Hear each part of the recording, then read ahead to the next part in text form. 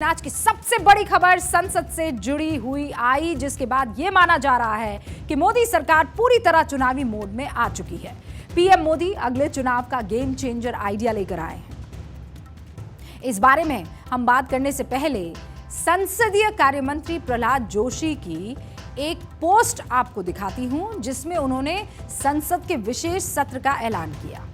संसद का विशेष सत्र 17वीं लोकसभा का 13वां सत्र और राज्यसभा का 261वां सत्र 18 से 22 सितंबर तक बुलाया जा रहा है, जिसमें 5 बैठकें होंगी। अमृतकाल के बीच संसद में सार्थक चर्चा और बहस का इंतजार कर रहा हूं। अब सब ये कयास लगा रहे हैं कि जब नवंबर दिसंबर में शीतकालीन सत्र होने ही वाला है, तो फिर सरकार विशेष सत्र क्यों बुला रही है? क्योंकि विशेष सत्र किसी खास मौके, खास चर्चा या बिल पेश करने के लिए बुलाया जाता है। इसीलिए इस विशेष सत्र की घोषणा के बाद सबसे ज्यादा खलबली मुंबई में मची, जहां पर विपक्षी गठबंधन की अहम मीटिंग हो रही है। मतलब विपक्ष को लग रहा था कि 2 दिन पूरी की पूरी मीडिया की जो लेंसेज हैं, जो कैमरा हैं, वो इस मीटिंग की खबर पर रहने वाले हैं फोकस्ड। वो खबर अब आप देखिए दूसरे नंबर पर है। और पहली खबर क्या है कि प्रधानमंत्री नरेंद्र मोदी की सरकार, ये बीजेपी की सरकार, क्या कोई सरप्राइज लेकर आने वाली है। लिहाजा इस मीटिंग में मौजूद नेता इस घोषणा से तुरंत सतर्क हो गए। कहा जा रहा है कि इस सत्र में केंद्र सरकार कुछ अहम बिल ला सकती है, जिसमें वक्त से पहले विधानसभा और लोकसभा चुनाव, एक देश एक चुनाव और यूसीसी बिल पेश कर सकती है। और 1991 का प्लेसेस ऑफ वर्शिप या पूजा स्थल अधिनियम में संशोधन या नया बिल लाया जा सकता है। संसद के विशेष सत्र के लिए एजेंडा नहीं बताया गया है और कहा जा रहा है कि दिल्ली में G20 मीटिंग के बाद एजेंडा बताया जाएगा। इसीलिए ये सारी बातें सूत्रों के हवाले से कही जा रही है। लेकिन विपक्ष जानता है कि प्रधानमंत्री मोदी लगातार एक देश एक चुनाव की बात करते रहे हैं। आप खुद सुनिए। वन नेशन वन इलेक्शन सिर्फ एक चर्चा का विषय नहीं है, बल्कि ये भारत की जरूरत है। हर कुछ महीने में भारत में कहीं न कहीं बड़े चुनाव हो रहे होते हैं। इससे विकास के कार्यों पर जो प्रभाव पड़ता है, उसे आप सब भली भांति जानते हैं। ऐसे में वन नेशन वन इलेक्शन पर गहन अध्ययन और मंथन आवश्यक है। अब इस सत्र की घोषणा के बाद ज्यादातर लोग अंदाजा लगा रहे हैं कि सरकार इस बार लोकसभा के साथ कई राज्यों के जो विधानसभा चुनाव है वो करवा सकती है।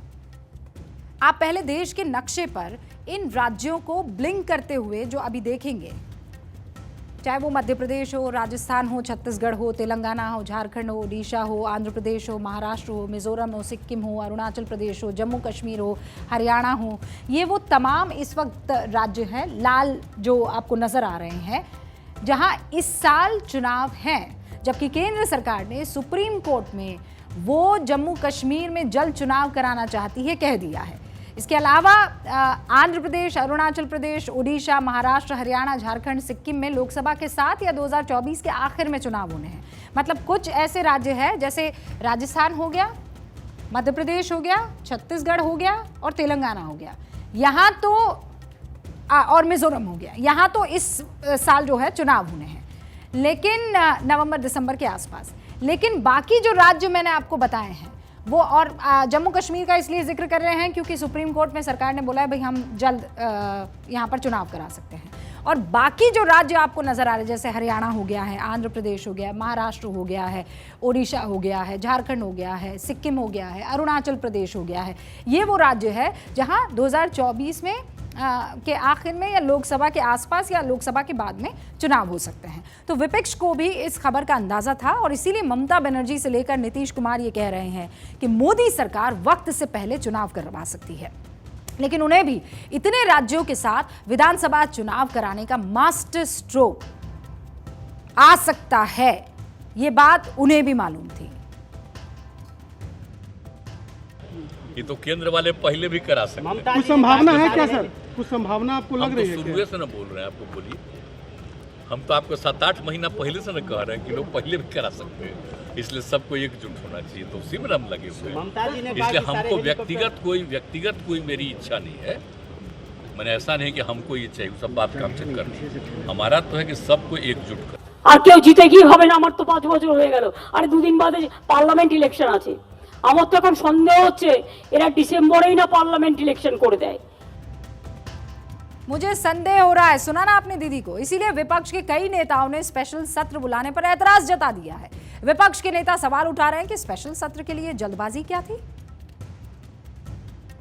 प्रियंका चतुर्वेदी जो कि यूबीटी की नेता है शिवसेना की, वो जो कह रही हैं वो यही कह रही है कि ऐसी भी क्या जल्दी थी, अभी विंटर सेशन आने वाला है, वक्त से पहले लोकसभा और विधानसभा चुनाव की संभावना के बारे में हमने बात की। इसमें हो सकता है कि मध्य प्रदेश, छत्तीसगढ़, राजस्थान, तेलंगाना, मिजोरम विधानसभा के साथ साथ लोकसभा चुनाव हो जाए, या इन विधानसभाओं का कार्यकाल अगले साल अप्रैल मई तक के लिए बढ़ा दिया जाए। इसी तरह महाराष्ट्र, हरियाणा, झारखंड, सिक्किम जैसे राज्यों के चुनाव लोकसभा के साथ कराने पड़े। लेकिन ये सब अचानक नहीं हुआ। सारे देश में एक साथ चुनाव कराने का आइडिया बहुत पुराना है। इसका मतलब है कि लोकसभा और सभी राज्यों के चुनाव एक साथ हो जाए। इस मसले पर चुनाव आयोग, नीति आयोग, लॉ कमीशन ने हाल ही में विचार भी किया था। इस बारे में लॉ कमीशन ने जुलाई 2018 में राजनीतिक दलों से बात भी की थी, जिसमें से एनडीए के दलों ने वन नेशन वन इलेक्शन का समर्थन किया, लेकिन ज्यादातर विपक्षी दलों ने इसका विरोध किया। इस मामले पर आगे बढ़ने से पहले एक दिलचस्प फैक्ट भी आपको बता देती हूं। देश में जब पहली मर्तबा 1952 में चुनाव हुए थे, उसके बाद से 1957, 1962, 1967 पूरे देश में एक साथ ही चुनाव हुए थे। मतलब विधायक और सांसदों को एक साथ चुना जाता था। हर वोटर एक वोट विधायक के लिए डालता था और एक अपने सांसद के लिए डालता था। लेकिन जब 1968 और 69 में कुछ राज्यों में कांग्रेस में फूट के कारण मुख्यमंत्री को इस्तीफा देना पड़ा, तो वहां पर मध्यावधि चुनाव कराने पड़े थे। 1971 में आम चुनाव भी वक्त से पहले हो गए थे। फिर इसके बाद जो सिलसिला है वो शुरू ही हो गया, जिसकी वजह से देश में हर साल चुनाव होने लगे थे।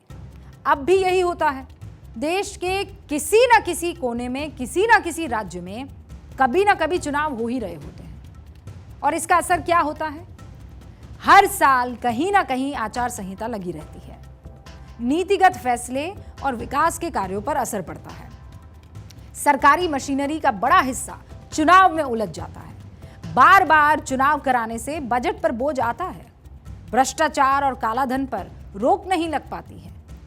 चुनाव पर खर्चा भी तो बहुत सारा होता है ना, वो बढ़ता जा रहा है। 2009 में लोकसभा चुनाव में 1100 करोड़ रुपए, 2014 में 4000 करोड़ रुपए, 2019 के लोकसभा चुनाव में लगभग 6000 करोड़ रुपए खर्च हुए। इसके अलावा अलग अलग साल होने वाले विधानसभा चुनाव के खर्चे अलग हैं।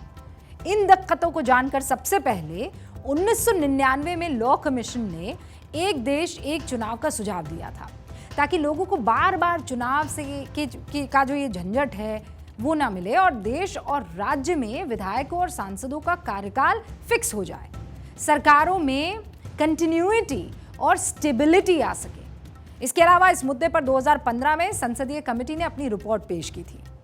नीति आयोग ने भी 2017 में अपनी रिपोर्ट में कहा था कि देश में लोकसभा और विधानसभा चुनाव एक साथ हो जाने चाहिए।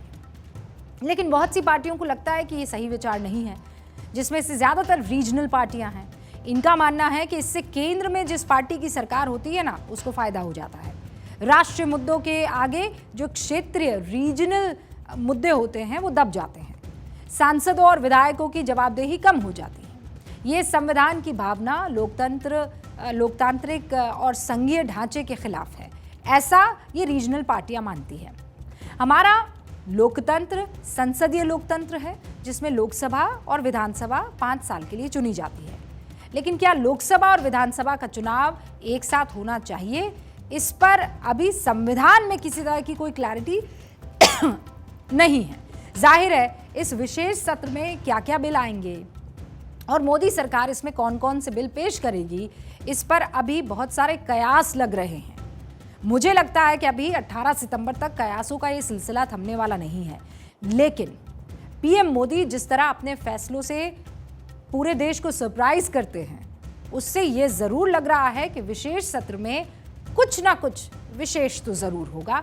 हमारी नजर उसी विशेष बिल जो लाया जा रहा है रहने वाली है। लेकिन हमारे सूत्र ये कह रहे हैं कि ऐसा बिल आने वाला है जो देश को सरप्राइज करेगा।